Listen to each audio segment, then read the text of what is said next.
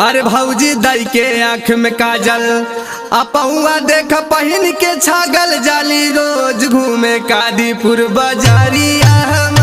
जाली रोज घूमे कादीपुर बाजारिया जाले रोज घूमे कादीपुर बाजारिया